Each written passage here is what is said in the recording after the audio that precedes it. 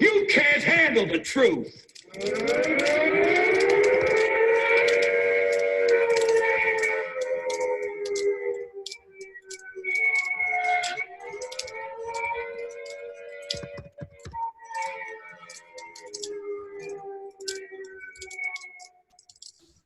And welcome, folks, to Truth versus News here on February 17th. It's President's Day.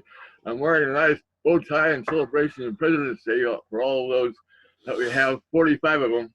And I will say in this era that America is ruled by lies. Truth is completely absent. And the American population, you all tolerate it. Ruled by lies is all the American way. And when truth is politicized, all is lost. Again, this is Truth versus News, and we're giving you a 2020 vision here on what's really happening in the world as it's really happening, and not the way the corporate media is interpreting it. I have the best people in the world here. Professor James Petzer, an absolute scholar on all the things, written 40 books on things, and Scott Bennett, the great military industrial military espionage expert who knows what's really has gone on and doesn't like it either. So let's have it here. Let's talk about Sanders first in the election coming up. Well, you don't want to exaggerate, Don. I actually only have 39 books. Oh, I'm sorry. We got 6 takeaways from the New Hampshire primary. Sanders has the inside track for the nomination right now. He essentially tied in Iowa. He actually had 6,000 more votes in the first wave, which was the closest to a primary. He's now won in New Hampshire. The center left of the party is divided at the moment, so he's in the pole position for the Democratic nomination, but there's going to be a massive effort to derail him. Second, turnout helped Sanders' electability argument. Unlike Iowa, turnout in New Hampshire was high, which helps his case. He can drum up enthusiasm, even though exit polls show a smaller percentage of voters younger than 30 than in the 2016 primary. Klobuchar was the story of the night. The search is on for a Sanders alternative. I'd be very surprised if she can promote it, if she can make it. She is, in my opinion, totally pedestrian, very boring and uninteresting, no charisma whatsoever. Although Klobuchar finished third with 20% of the vote, was the biggest surprise of the night.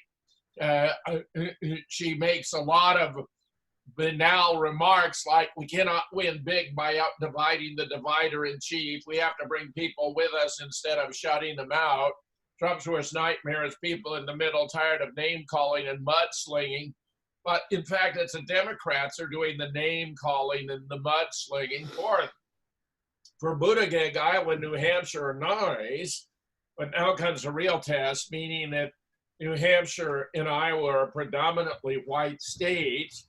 Moving into Nevada, now we have a lot of Latinos, and South Carolina, a lot of blacks. We'll see how well he goes down or plays to those audiences. Fifth, Biden's in free fall. Will South Carolina really be the firewall? I think there's a lot of doubt about that. His performance on the campaign trail has not inspired confidence. Many are thinking now about shifting to Mayor Michael Bloomberg, about whom much more now. He skipped the first 4 primaries, focusing on Super Tuesday, spending large sums of money. If Biden, Buttigieg, and Klobuchar don't perform well in Nevada and South Carolina, and Bloomberg beats them out on Super Tuesday, which may not happen, there's a plausible scenario in which it could become Sanders versus Bloomberg. 6, primaries are a lot easier than caucuses. One thing nice about last Tuesday was actually having results that evening. Primaries are far more straightforward. We may have seen the end of the caucuses with a bad app. Meanwhile, Bernie is leading in the 2 most important states on Super Tuesday, California and Texas. A University of Texas Tribune poll shows a Sanders surge, with a Vermont senator increasing his support by 12 points since last fall, up to 24 and ahead of Vice President Biden at 22, with Warren in third place at 15. A Capital Weekly poll in California on February 6 to 9 gave Sanders a healthy 13-point lead over Warren, well beyond the margin of error. 29% of the vote, Biden, Buttigieg, and Bloomberg, were clustered below 15% in the poll. Here we have a cartoon that I think pretty much captures the situation. We have a left-wing anchor. Sanders could win the primary. He's too extreme taking this ding-dang healthcare claptrap. We got to elevate a more appealing centrist. So here you have Biden. I hope I have your vote tomorrow, you lying dog-faced pony soldier, which is exactly something he said to a member at a meeting. Meanwhile, you got Buttigieg talking to the blacks with claptrap. We move forward with the black community by engaging with the solutions as one people. Let's forwardly moving toward it together tomorrow. So we have the host panic. Good God, time to hit the big billionaire button. Come by this election, Bloomberg. I want to keep my tax cuts. Scott, your thoughts? This is how it's shaping up. Yeah, it's a comedy circus in the middle with clowns jumping all over themselves. Blacks will not vote for Buttigieg because they are conservative in their heart, and their black pastors and churches will not elect a homosexual. They won't say it, but they are not going to vote for Buttigieg for precisely that reason. Yeah, you have smatterings and a tiny half of a percentage of blacks that are homosexual, but for the most part, they shun that. So the moment you see Buttigieg and increasing videos on YouTube of him kissing, men and what other gay parade, leather flag, rainbow flag wearing activities he may practice, he's going to lose the majority of the Catholic and black vote. So I think it's going to shift not to Klobuchar, because you're right, she has no charisma. She's, she is an ugly horse-faced pony soldier or horse waterer. I think it's going to come down to Bernie Sanders and Bloomberg. But I think Bloomberg is going to buy all of the delegates and all of the consultants and the media space, and people are probably going to get behind him because they realize there's no way that anybody really can beat Donald Trump. And Bernie Sanders is appealing to a leftist group in this country, but the country is center-right, and it is a small percentage that are leftists. And there's no way they're going to endanger the economic flowering, which Donald Trump, I think, is intelligently unleashed. And he's just simply doing what all Republicans are supposed to do. And Ronald Reagan was a great learning lesson. And Donald Trump was in his prime during Reagan's years, so he's channeling Reagan. And I could see them, however, assassinating. Again, I'm putting down that Manchurian candidate bet. I could see them assassinating Bernie Sanders and then trying to shift it to Bloomberg or maybe one of the others.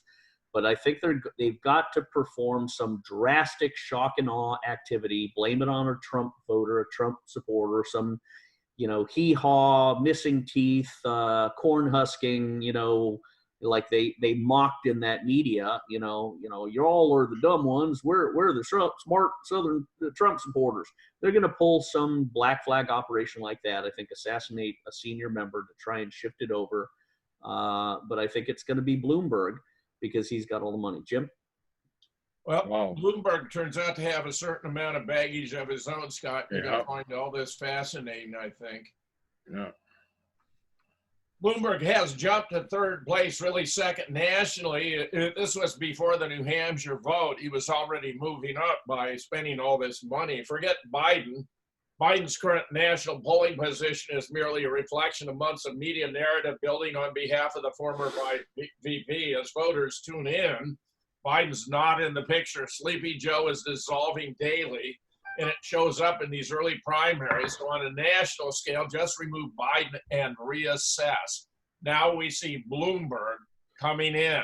Yeah. Biden will keep dropping. Buttigieg will benefit. However, the club, and this is describing both the DNC and the RNC as clubs run by very powerful elites. No, Buttigieg cannot survive the bright spotlight, including for reasons you've elaborated, Scott. But Bloomberg can scoop up Buttigieg's delegates at a convention. At least this is what they are anticipating. With proportional delegates, the key for the club is to defeat Bernie is to keep his early delegate count as low as possible, stem any left-wing momentum. It also helps Bernie's 2020 support level based on early state polling is lower than it was in 2016. Meanwhile, regardless of win or close second place, the national media message will be heavily weighted toward Pete Buttigieg. Actually, Bernie pulled it off, but the end goal is Bloomberg. Yeah. Meanwhile, here is part of what we have to deal with. 64 different women have filed 40 lawsuits against Michael Bloomberg for sexual harassment and discrimination. This is pretty fascinating. A hashtag #MeTooParty. And this is stuff he actually boasted about in a book he wrote about himself, Bloomberg on Bloomberg. Bloomberg's casual boasts about his sex life in his own autobiography are now some of the least problematic parts of his candidacy for president. In recent days, the former New York City mayor's track record on race is undergoing renewed scrutiny. Bloomberg oversaw and expanded the racist and unconstitutional stop and frisk program.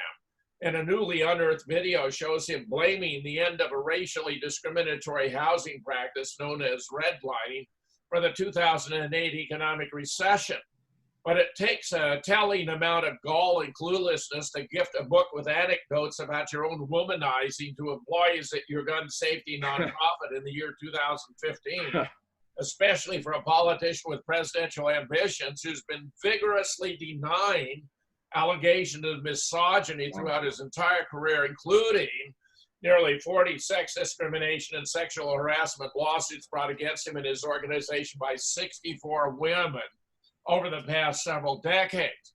So meanwhile, he's fishing. He's trying to figure, can he bolster his chances by bringing in Hillary as a running mate? I don't think it's going to work.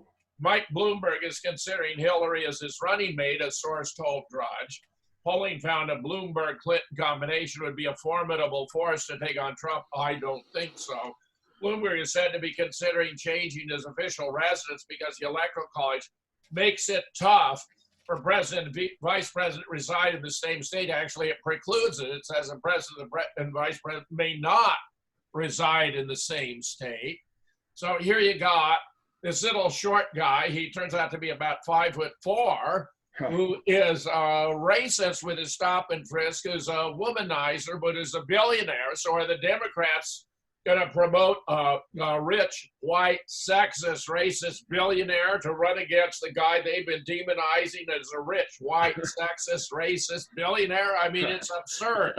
It does not compute. Meanwhile, the Lancet, this is the most respected and oldest medical organization in the world out of the UK, has said that Bernie's Medicare for All, and remember, this is an insurance program. It's not government running hospitals and doctors. It's an insurance program. I'm benefiting from it myself in my retirement. Based upon their studies, has shown it's going to save the country $450 billion every single year annually, and save 68,000 lives and 1 to 73 million life years every year compared with the status quo. This is going to be a big issue in this campaign. Healthcare and gun control, I predict, are going to be the two major issues that define the campaign. Scott, your thoughts, my friend? Yeah, healthcare is a very, very significant issue because it appeals to the majority of the voting class people in America that are baby boomers and above, and they are increasingly falling into deteriorating health. So naturally, anything that they perceive as extending their lives, they're going to be voting for. And really, it's sociological, very interesting, because the baby boomer generation, everybody really above the age of 55, not including you or Don, Jim, but between 55 and 65 are an extraordinarily selfish, narcissistic generation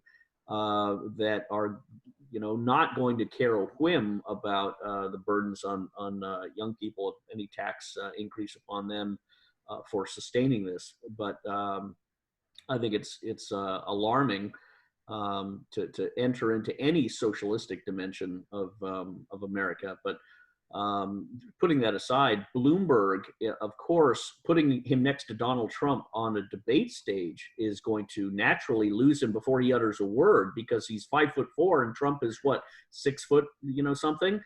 Instantly, people always vote for who is more attractive, who is more charismatic, who makes them feel good, and the independents especially. And physically, they always go for the more attractive person. So Bloomberg is a naturally ugly person. He's short compared to Donald Trump. He has no charisma. And this Me Too, womanizing, just sick, perverted, behavior towards women. I mean, Donald Trump is a player. Bloomberg is a predator. There's a difference. Oh, yeah. A player is a jocular, wealthy, attractive guy. Donald Trump, I remember him when I was going to college as an undergrad, and I read his Art of the Deal. He was admired because of his player ways, and no one admires this ugly, short Jewish guy Bloomberg, who's boring and dull. So he's got no chance, but he does have a lot of money, and he can pay a lot of consultants, and they're going to shift to his side. And make up a narrative that deceives themselves, and knowing full well that at the end of the day, they'll all get wealthier because of his consulting fees, and the media will too. But the average American is going to vote, I think, for Donald Trump, as long as Trump does not allow himself to fall into the trap of starting a war with Iran or Russia or China. Nobody likes China anyway. They're a bunch of robotic Borg that have two-dimensional minds and a lobotomized soul. But people do like the Russians, and people do like the Iranians because they're charismatic, warm, conservative people. The Jews, the Zionists, the Israelis are the ones who always stir up the trouble between the United States and Iran. But I think that season of darkness is fading with the dawn of the internet and truth, and it, Jim, because you're on Press TV and I am, and I was at the New Horizons conference, and I think if Americans knew what you and I knew and experienced what you and I experienced, they would instantly shift to their favorite sympathies more towards Iran and Russia rather than Saudi Arabia and Israel. So I think if Donald Trump chooses the moderate course and says, look, I've never started a war and I'm not going to. I'm simply making America respected, and I'm putting, like Ronald Reagan did, peace through strength. And I'm putting everybody on notice. Don't screw with us, or else I'm going to knock the legs out from under you. But I'm not going to go and look for wars, and I've demonstrated that with North Korea, with Iran, with Russia, but I have flexed muscle, and I do that for a reason. Now I'm going to relax because they know what we have. If he does that, and fires everybody on his team that's a piece of garbage, including Pompeo, like he's done to Bolton, he will have a very easy pathway glide into the election. But I always say he can't start a war because that will trigger the independents away from him. And remember, an election is won on that very small margin. So there's always a chance. So we have to keep warning him about, Jim. I think those were excellent comments, Scott. The situation with Buttigieg is profoundly troubling. Who are Jews backing in the Democratic race? Hint, not Bernie or Biden. Visiting Israel just days after Israeli snipers had murdered 60 Palestinian men, women, and children as they peacefully protested, Buttigieg praised Israel's response and admired its approach to security. How is it that a complete unknown with a nearly unpronounceable last name, who identifies with a community comprising less than 4% of the U.S. population, won the Iowa caucuses, more than doubling middle-class Joe Biden's delegate count, and grabbed as many delegates as winner by only around 4,000 votes? Bernie, I took my honeymoon in the Soviet Union. Sanders in New Hampshire. It ain't rocket science, Edith. In fact, Mayor Pete has flip-flopped from his pro-Palestinian statement last year that he would take steps to ensure that American taxpayers won't help foot the bill for annexation, and adopted a severe pro-Israeli position since the Benjamins started pouring in. And where is the money coming from? Holy shekels, there are almost 20 pro-Israeli billionaires backing Buttigieg. Although Jewish sources themselves estimate that more than 1/3 of all Democratic money, and a lesser, though still impressive, percentage of the funds raised by Republicans comes from Jewish individuals and groups, others have pegged the numbers much higher. Whatever the number, 33% or 75% of all money received by Democratic Party candidates from all sources, the fact that a group that comprises roughly 2% of the U.S. population pours this much money into campaign coffers should concern all who feel that money buys influence, especially that U.S. candidates must pledge allegiance to a foreign power before their own country or risk losing the main source of their funding, as Cynthia McKinney revealed here several years ago, including on Press TV, to wit, candidates are asked to sign a pledge to put the interests of Israel ahead of those of the United States. And if they decline, they find their funding dries up. They're confronted with a well-financed alternative candidate the next time around. Or even if a census is interviewed, their district's been redrawn and they no longer have a seat.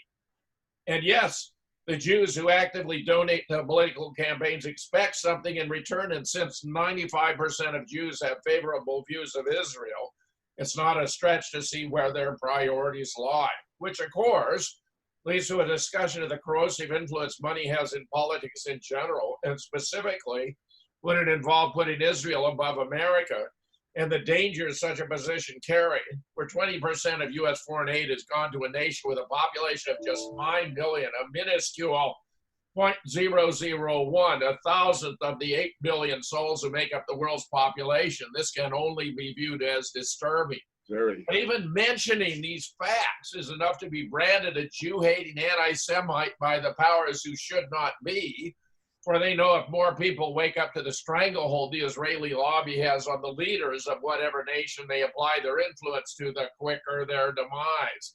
It's time to familiarize yourself and others with the danger we face as a nation from those who wish to divert our resources to a foreign country that ruthlessly murders with impunity the indigenous people of the land they're squatting on that holds just a thousandth of the planet's population. Arm yourself with the facts.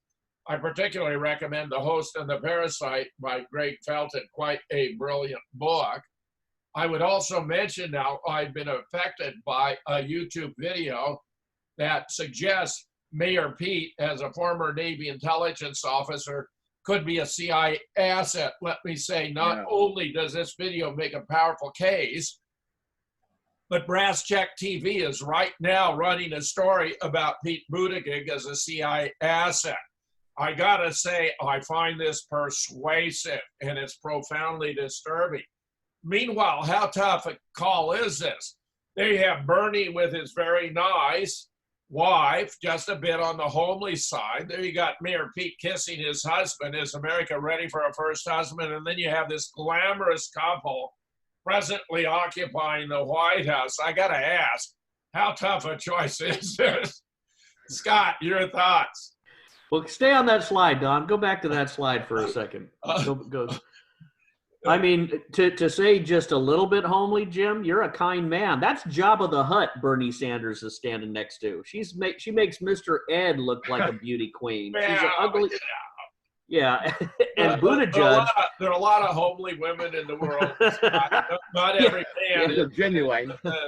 Buttigieg, either. Yeah, I know. Buttigieg, French kissing a man. Yeah, I don't think that's an appetizing thing for voters to see either. I mean, it certainly draws the Jewish Israeli Zionist crowd because they're full of debauchery, degeneration, and perversion. That's why the homosexual capital is in Tel Aviv, and all sorts of abominations and deprivations are in Tel Aviv. And I think it's one of the reasons that they are going to suffer an increasing toilet bowl flush and you know, the Christian Zionism delusion. And I talked about this when I did an interview with a Albanian professor because he couldn't understand it. I said the Christian Zionism, which pushes a lot of these policies towards Israel, is a cult. It is a delusion. It is heresy that assigns God's covenant and conservatism and Ten Commandments and his moral character, his moral spirit to the Jewish race based on Old Testament, historicity. But it is a false assumption because the story of Christianity is from Adam and Eve to Christ. All men are saved by Christ alone. There is one name under heaven by which man can be saved. I am the way, the truth, and the life. No man cometh to the Father but by me.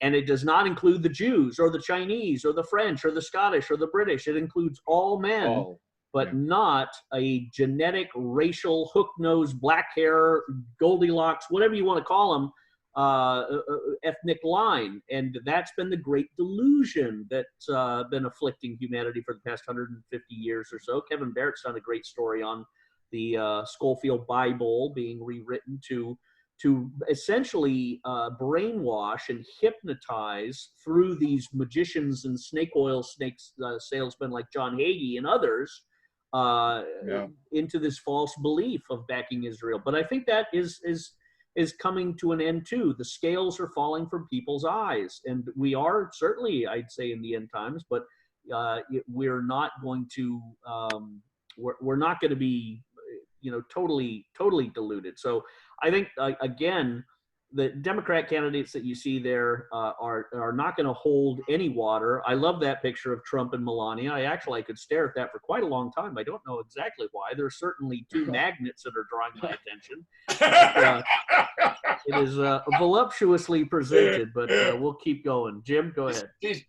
She's quite the babe, Scott. There's no doubt about it. She is. Yeah, Meanwhile, Trump, fake news, CNN and MSNBC won't talk about his record win. President Trump early Wednesday complained CNN and MSNBC were refusing to talk about his record-setting numbers of voters in New Hampshire and Iowa and slammed both networks as fake news. We knew that already.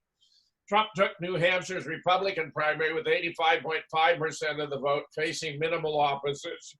The Associated Press reporting after 87% of the vote was tallied, his closest competition, former Massachusetts Governor Bill Weld, got 9.2. The Hill reports the late President Ronald Reagan, who set the modern record when he took 86.4 in 1984. But look how close Trump is. I mean, this is really remarkable. Not only that, but follow up. Trump had netted 120,476 votes in New Hampshire, eclipsing those tallied by Barack Obama at 49,080. He got more than double Barack Obama. George Bush at 52,962, more than double than him too in 2004. And Bill Clinton, 76,976 and 96, nearly 50,000 more. Those are really impressive numbers. Trump, through Thursday night and early Wednesday, ridiculed Bernie Sanders and former New York City Mayor Bloomberg, as well as the fake news media, and said the Democrats' result in Sanders' win was nothing too fabulous. Meanwhile, his New Hampshire primary vote crushed all prior incumbents. Pretty impressive. President Trump's 2020 Strategic Communication Director, Mark Lauder, appeared for an interview with Stu Varney to discuss Trump's re-election campaign and performance last night in the New Hampshire primary. Lauder highlighted the New Hampshire results showing Trump receiving far more votes than any incumbent president in history. Far more. It's also worth knowing during the 2016 GOP contest, Trump received 30,000 more votes against Marco Rubio, Ted Cruz, and Jeb Bush than Bernie Sanders received last night against Pete Buttigieg, Elizabeth Warren, and Amy Klobuchar during the Democratic primary. This is an impressive number. Meanwhile, Trump is doing a little house cleaning. Bigger than Vindman, Trump scrubbed 70 Obama holdovers from the NSC. I knew going in that Trump, being really an independent, not a party guy, didn't have a lot of officials in waiting to fill all the slots when he came into government, and therefore he'd be dependent on holdovers and would be vulnerable there too, as has proven to be the case. Trump is making good on his promises to drain the swamp now and cut Obama-era holdovers from his staff, especially the NSC, which would have been good to have been done a long time ago, but it's not too late. Officials confirmed Trump and National Security Advisor Robert O'Brien, who may be a good guy, have got 70 positions inherited from former President Barack Obama, who had fatted the staff up to 200. Many were loners from other agencies who have been set back. Others have left government service. The NSC, the president's personal staff, was rocked when a whistleblower leveled charges that led to Trump's impeachment last week. One key official who testified against Trump at a House hearing who was sent packing, that was Lieutenant Colonel Alexander Vindman, returned to the Pentagon. His twin brother, Lieutenant Colonel Vindman, was also given the boot.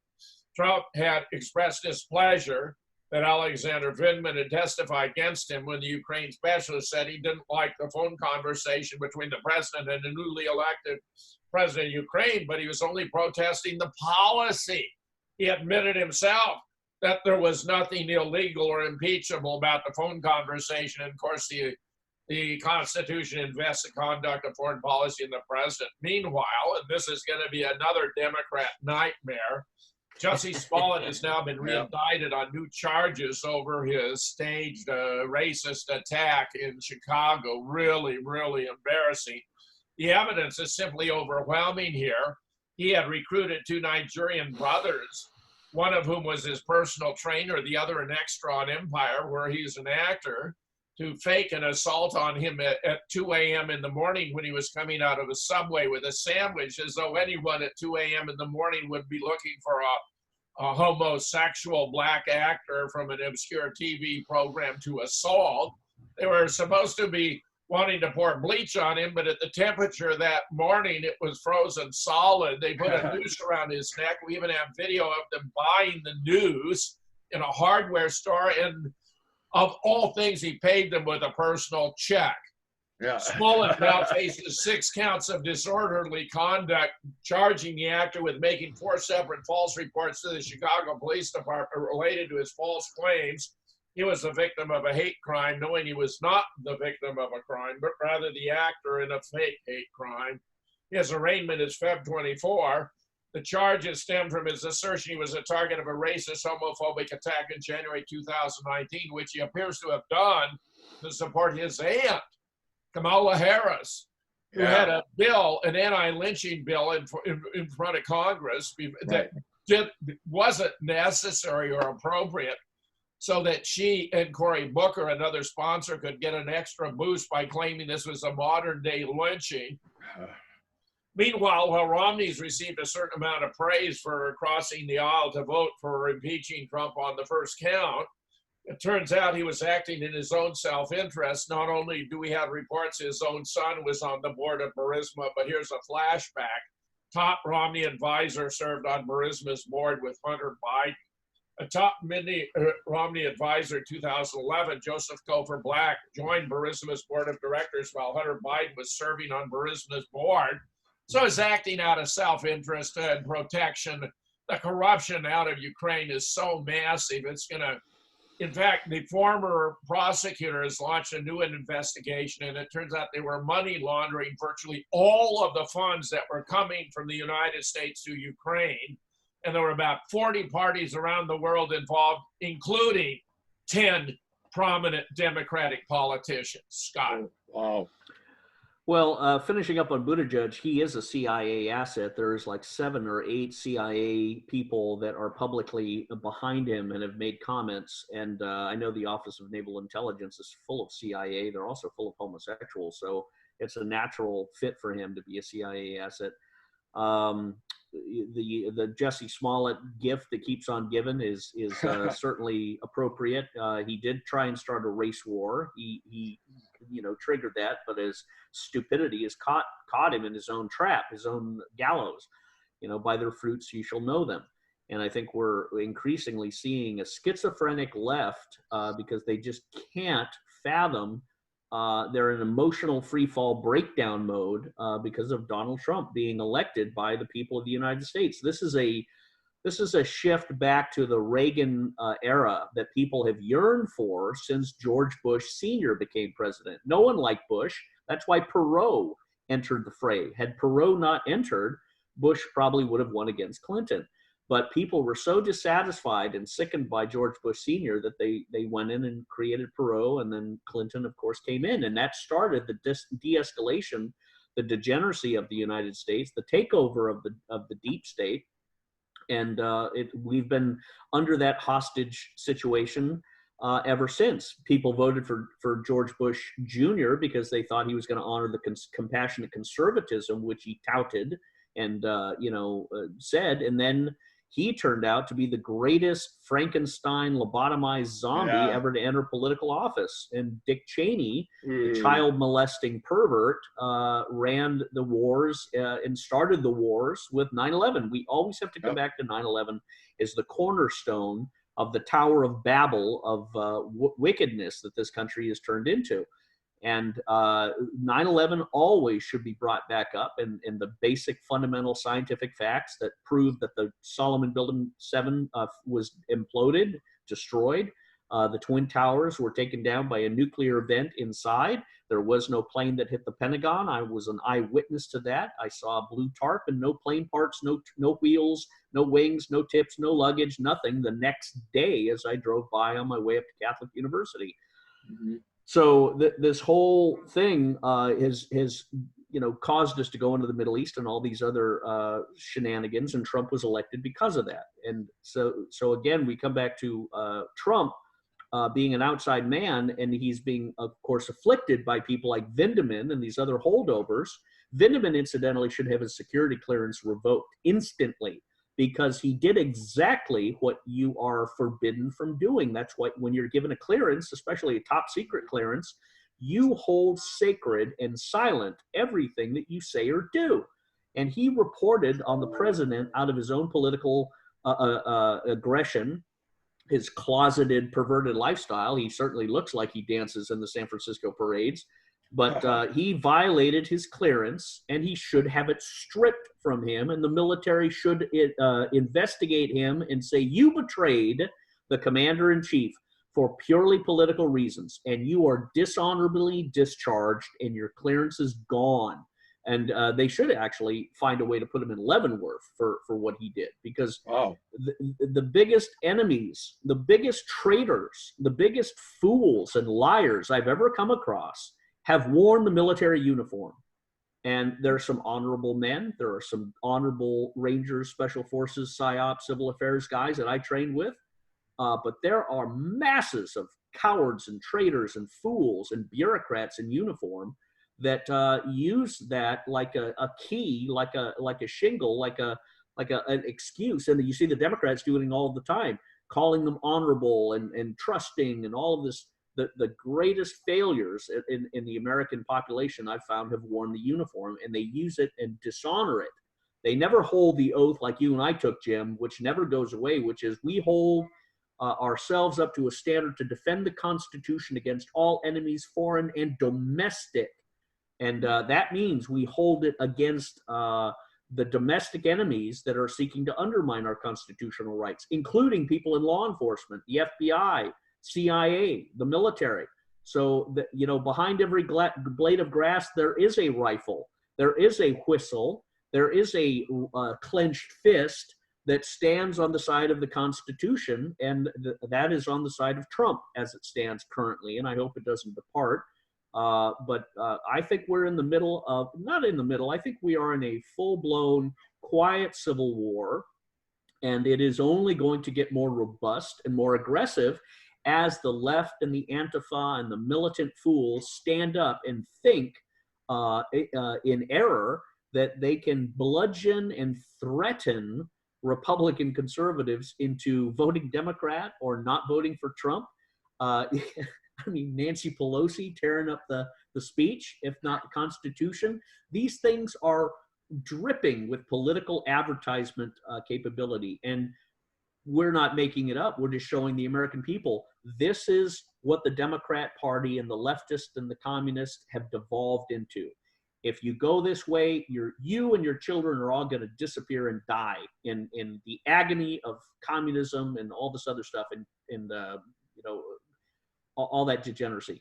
Or you stay with Trump and conservatism and the renaissance of America. And I think the majority of people are going to go that way. But Trump has to, again, be careful not to let the Israeli Zionist neocons like Mitt Romney push him into a war, deceive him. And he has to get a Inspector General czar to go in and gut these agencies of all these holdovers. An Inspector General can go in and dig up dirt and get the emails and get the computer keystrokes, and then do an Inspector General action which can suspend employees of the federal government and simultaneously prosecute them. So that's what Trump needs to do, is Inspector General investigation, simultaneous parallel with the Department of Justice Inspector General, the Department of Justice prosecution, and move full bore between now and election. He's got to really start doing it in the next 6 months before people take off for summertime, because they don't get engaged in politics until after Labor Day. So he's got to go and set up his whole presidential speech between September and November. He's got to build up all that momentum now, and hopefully he will. Jim? Oh, Scott, those were excellent points. Yeah. And they've got a major problem because Trump is such a brilliant PR guy and knows so well how to use the media. For example, his first tweet about Mike Bloomberg was that he was negotiating with the DNC for a platform to stand on when he participated in the debates. And that just skewered him. I mean, the guy's a little guy. Now he's known as Mini Mike. So here we have an article by a fellow named Jack Stalker, who's taken stock of Mini Mike, offering 5 reasons he shouldn't be president. This is pretty good. Number 1, he has no followers, no fans, no support. His base is as tiny as he is. Well, that hurts. Let's face it, who is Michael Bloomberg representing? The man has poll ratings of only 14.2% at the time of writing. For the pedantry practitioners among you, meaning those who want to know the exact statistics, with a hype around Buttigieg, it's hardly likely to let up as a younger moderate appeals to Bloomberg's more mainstream Democratic base. We know that now. I think Buttigieg is going to go down. Bloomberg's going to come up, but he's not going to be able to overcome the major obstacles he's created himself for his own candidacy, including his boasts about womanizing in his very own autobiography of Bloomberg on Bloomberg. He needs to post up against Bernie's revolution, a very serious threat, compared to Bloomberg's meager following, and even Trump knows it. His actual reach is abysmal too. The man might have the money, but he certainly doesn't have the movement like Trump or Bernie. The man is hardly representative of America for Republicans or Democrats. Remember, he was a Republican until he decided to run as a Democrat. And by the way, I had a comment that Bloomberg somehow effortlessly managed to serve a 3rd term as mayor, to which he was not entitled, which requires investigation and verification. In the eyes of Democrats, the man is an old, prejudiced, billionaire white guy, which is even worse than Bernie's $1 million conundrum. A former mayor is going to have a hard time appealing to an ever younger American public disillusioned by the rich and the powerful like himself. Second, his policies are abysmal and won't work for Democrats either.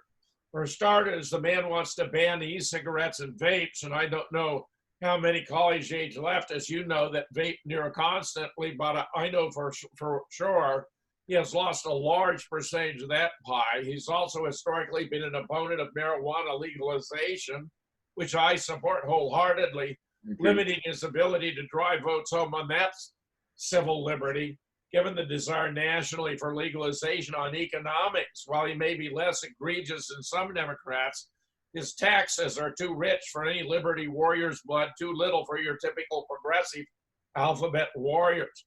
His college education plan is along the same lines of big government opportunity distribution programs Democrats see as pandering, and the rest of America has wasted tax dollars.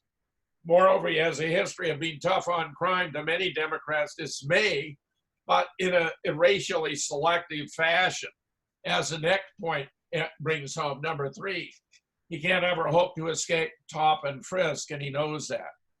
Bloomberg has worked very hard to try and escape his past decision of stop and frisk, but he seems to never escape him. Some will argue back and forth about the efficacy of the policy, but it was an invasion of privacy based on ignorance, one that saw unparalleled use under his years as mayor of New York. It's probably occurred to him now it's too big a mistake to simply undo, likewise fearing how it will inevitably compare to Trump's softer approach to crime. Not only is this something the communities most affected by his decision to engage in predatory policing, also happen to be groups that are now essential to securing his victory. This was not a good call back in the day, and he seems to have admitted that now. But although he may try to say he's moved on, evidence only 5 years old has come forward on him supporting the method and the actions he took.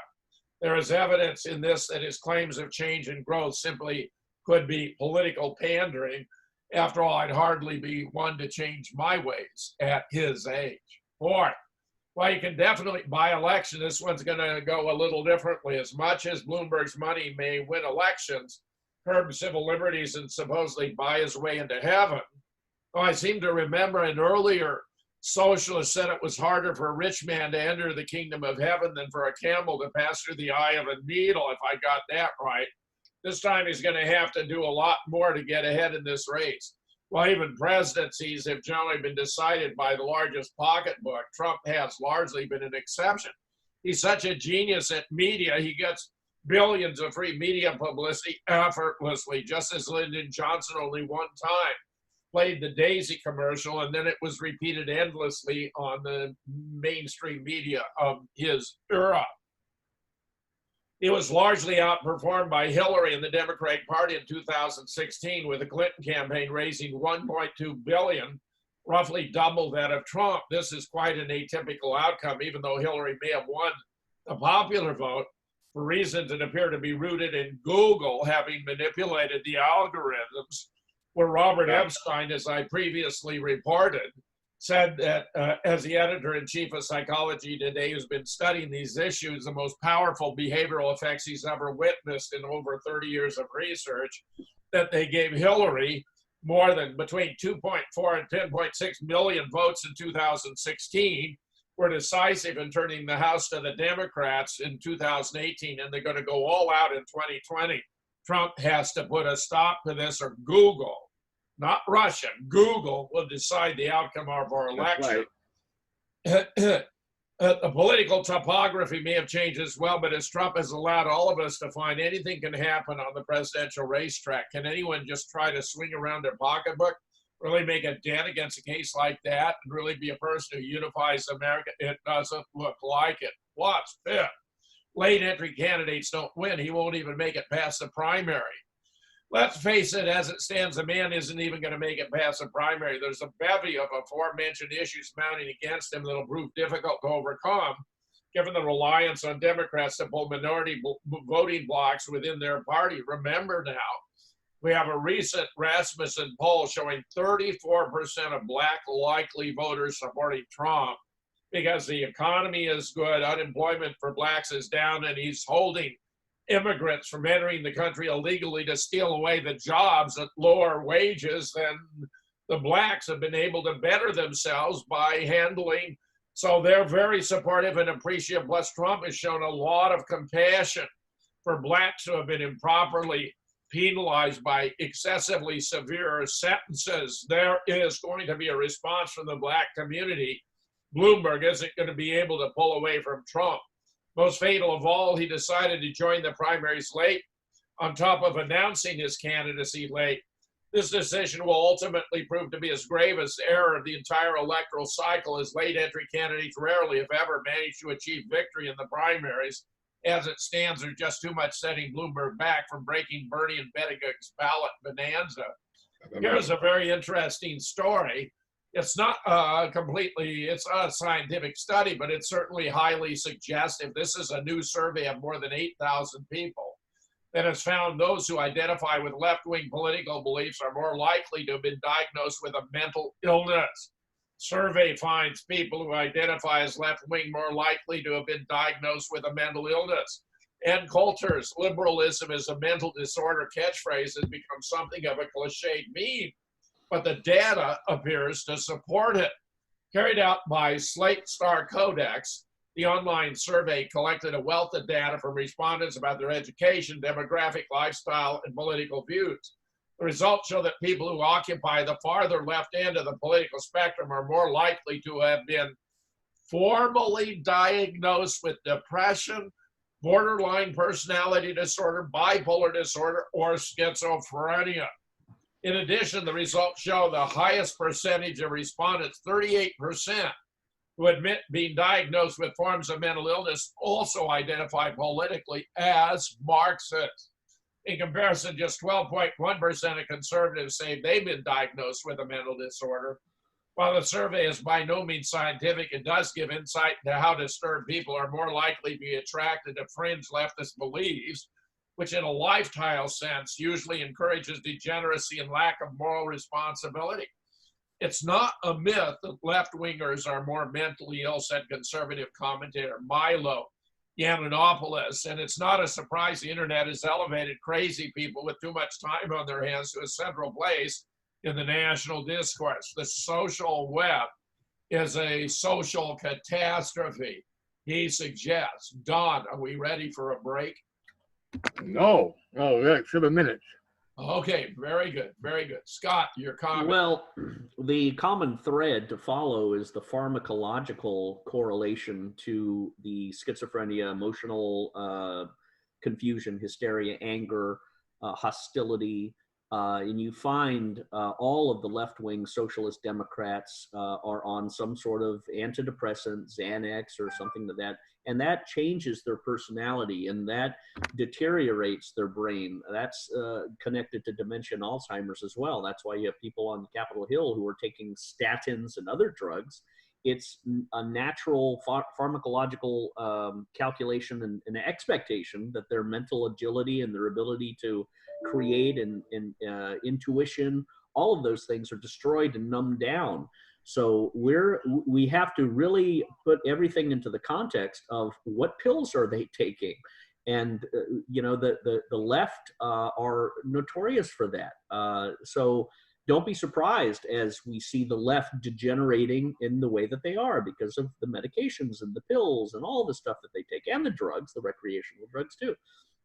And coupled onto that, of course, is the left wing's perversion and corruption and the destruction of women and the destruction of the nuclear family in exchange for all of these foolish sentiments of paradise or utopia made by the forced knuckled nail fist of the government. That of course is contrary to every Republican conservative traditional impulse. That's why the other awakening in this country, the Hindus, the Indians, the Vietnamese, the Chinese, the Asian Pacific populations that are conservative and traditional, and the Hispanics and the blacks, they're not as smart as the engineers in these high-tech firms, which are populated largely by Indians and people of that culture, but they're wakening up and they're voting traditional and Trump. The blacks in this country, here's the way to win the blacks. You put up an advertisement with salt and pepper and an elderly black grandmother, because most of the blacks have broken families thanks to the Democrats and thanks to the Patrick Moynihan's book, The Destruction of the Negro Family in 1968 or 69 that he wrote. But if you put an advertisement that shows a black grandmother saying, vote Trump because he's grandma's friend, you'll have all the blacks vote for Trump because he's grandma's friend. And grandma raised the blacks for the most part because of the parents and the fathers are put in prison, mostly, for the drug problems and stuff like that. And salt and pepper, can you imagine them saying, honey, what's wrong with you? Don't you know we black people are better than we were under any Democrat? You vote for Trump. Don't be dumb. And you talk to them, have black people talk to them in their vernacular, their culture, their nuances, and they will vote for Donald Trump. Trump is very charismatic. He's a salesman. He can very much persuade people when he wants to, and I think he will. The other thing, about Bloomberg, he's going to, I think, fail just on the physical posturization. But Trump has all things going his way. He just has to weaponize his communications.